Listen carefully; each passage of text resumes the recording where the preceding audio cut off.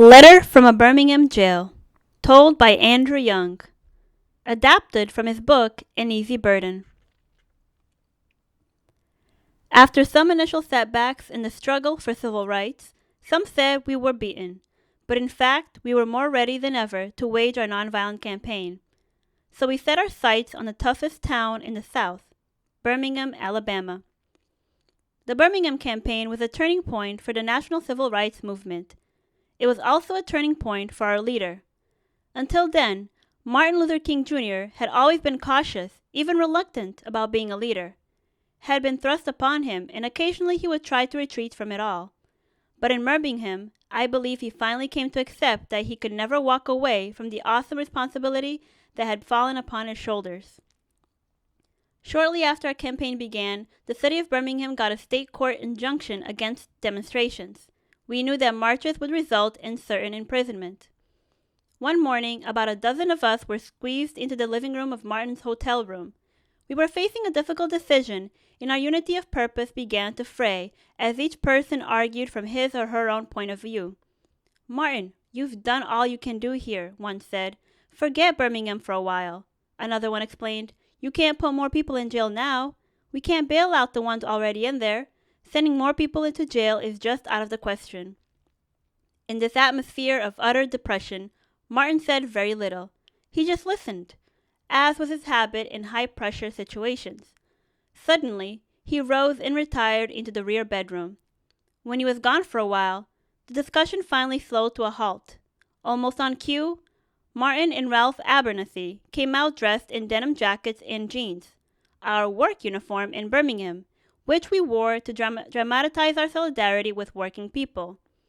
"The only thing for me to do is go to jail and join these people already there," Martin said, "and stay there until people see what we're dealing with. Those who are going with me, get ready." Martin's decision to go to jail on Good Friday, 1963, made it possible for us to sustain both the Birmingham campaign and the movement throughout the South. But of course, we didn't know that yet. The march on that Good Friday did not last long. Martin, Ralph, and some 50 others strode past Kelly Ingram Park. A huge crowd of black citizens gathered around the march. We were stunned by the aggressiveness of the police, who began to push and shove the marchers, including Martin, onto the paddy wagon. "Don't rough up Dr. King like that," the bystanders screamed at the police. Martin led the marchers along the sidewalk and stopped for red lights. Still, the marchers were arrested for parading without a permit, and their bonds were set as if their offense were first-degree murder. One of the intimidating tactics used by the city of Birmingham was to set the bond at $1,000 or more for each marcher. This was incredibly high for what was essentially jaywalking. Martin was placed in an isolation cell, and no one was allowed to see him for a day or so. He couldn't even make a call to his wife, Coretta, who had given birth to their fourth child. Martin did not like being in jail. It was a cross he had agreed to bear, but it made him very moody. So he put tremendous pressure on us to maximize the impact and significance of his time in jail. "You must resume demonstrations immediately," he said. "Don't let the local support committee stop you. We have got to keep the pressure on Birmingham." Despite Martin's impatience, the situation was already changing for the better. The news and images of the Good Friday arrests were sinking in. Photographs of Martin and Ralph Abernathy being hustled off to jail were shown on television and published all over the world. The reaction was tremendous. For the first time, the Birmingham campaign was being taken seriously. It was not long before we began receiving pledges of support from all over. That same weekend, singer Harry Belafonte, a committed supporter of our cause and a close friend, was hard at work in New York securing new funds to replenish the critically short bail money.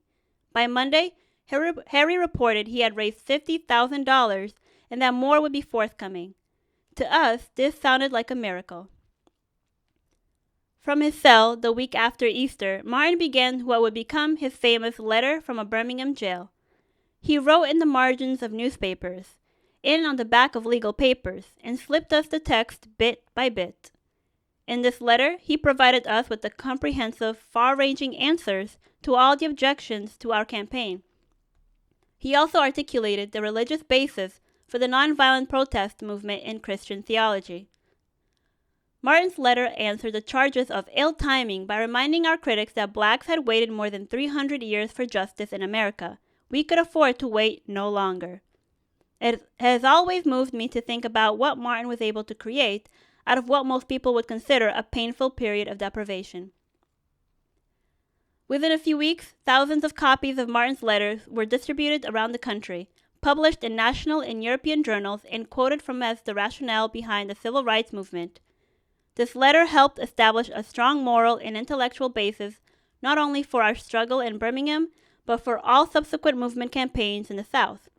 It has since become a classic in American literature. The intense media attention, combined with the effective economic boycott, began to put a lot of pressure on the power structure in Birmingham. For nearly 2 months, black citizens purchased very little but food and medicine.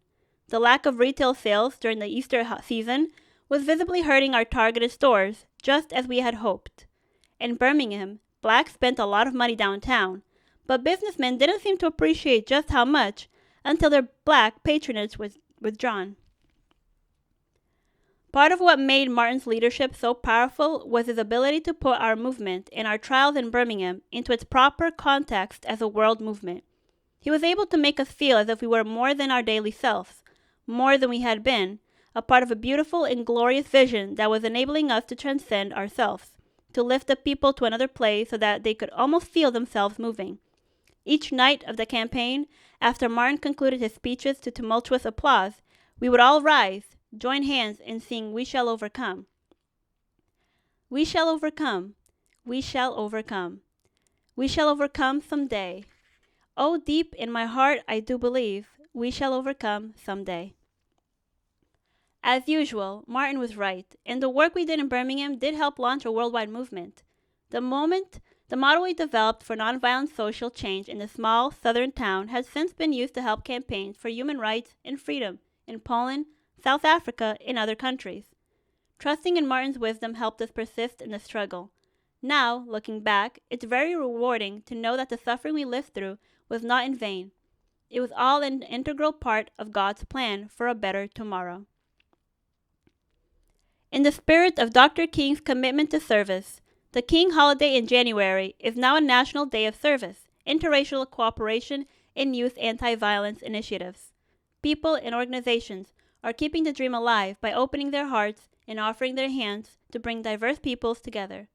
Call the Office of Public Liaison at the Corporation for National Service at 202-606-5000.